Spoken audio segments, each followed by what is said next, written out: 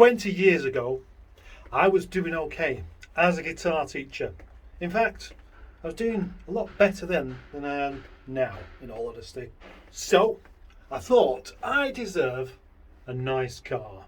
The car that I had at the time was a Rover 416 GTI, but I fancied something substantially newer. So, I bought a Honda Prelude 2.2 VTi. This was at a time where payment protection insurance was seen as a nice thing, and so I got lumbered with that.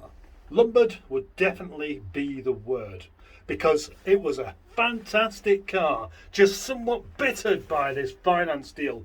But for the moment, let's talk about the car, because it was just brilliant, basically. It was a good sized coupe, 2.2, 183 brake horsepower with its variable valve timing, revving to just over 7,000 RPM. And it absolutely looked away. You got the impression that the engine really liked to be thrashed. It was like one of them really sort of happy doggies that was running around in circles. Like the more you did it, the more happy it was. It really was unbelievably eager and felt like it wanted to be thrashed right up to the limit every time.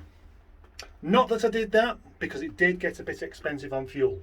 Most people would agree that the previous generation Honda Prelude, which was I think a 1991 car, was better looking than the 96 car which I had, but mine was a year newer than that.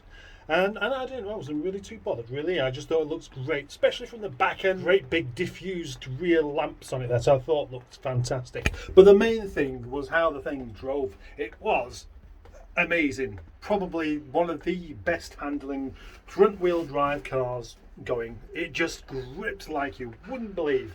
Unless you've driven one, then you would believe it, of course. I just wanted to keep pressing the demister button because it just felt so nice. The boot was big as well, big enough to fit a bass guitar in without even being at an angle. I was very impressed by that. As far as rear passenger legroom was concerned, it didn't have any, but I wasn't concerned, so that doesn't matter. One of my favourite tricks of this car was, of course, the four-wheel steer. That meant, of course, that at a certain speed, the wheels would go the same direction, which helped cornering quickly. And then at a slower speed, they would go the opposite direction, which would help park. Well, I mean, it would, because you have much tighter turning circle. The only thing is, if you can imagine your wheels going that way and then the rear wheels doing that, what happened after a while is you got used to a car doing that. To start with, it was quite awkward to park because you reverse in like this and then suddenly the back end was sticking out for no reason. Well, I mean, that was the reason. But it's not what you expect. It's not what normally happens when reverse park. Then suddenly you drive a car that doesn't have rear wheel steer and you find yourself with the back wheels hitting the curb all the time. And then, for some reason, one day, the rear wheels stopped steering.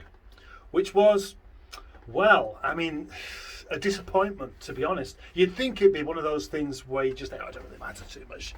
But it did, because suddenly it needed a huge amount of space to turn around. And it just didn't feel the same. And considering how much I was paying for this car, I wanted things like that to be right.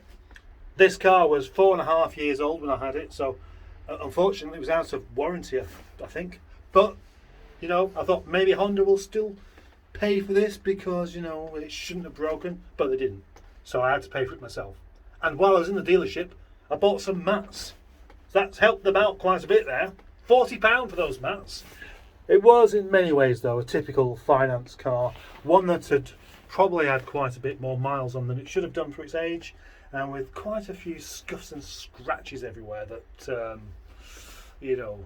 become unsightly.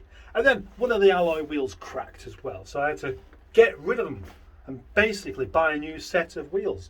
And for a couple of weeks I had to borrow my friend's Mitsubishi Colt, which was an E-Reg, so 1987. I quite like that car, actually. Pity it wasn't mine. I enjoyed it. Yeah, I did. Took some of my students by surprise, I can tell you, when I turned up in this battered, rusty old white Mitsubishi. So, back to this payment protection insurance. At the point I realised I was probably paying as much for payment protection insurance than I was for the car, I became a bit disheartened with it. And I discovered, reading through the paperwork, once you've paid half of it off, you can legally hand the car back and they can't ask any more money off you. And that's what I did. Although they wasn't happy about it.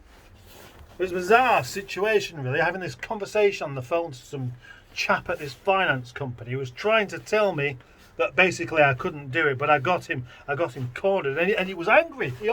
I'm sure he swore at me over the phone as well. It was brilliant because there's nothing he could have done about it, and it's their own fault for ripping me off in the first place. So what do they expect? Yeah, that's what they should have expected. They're probably out of business now, aren't they? Because of the amount of people claiming off of them.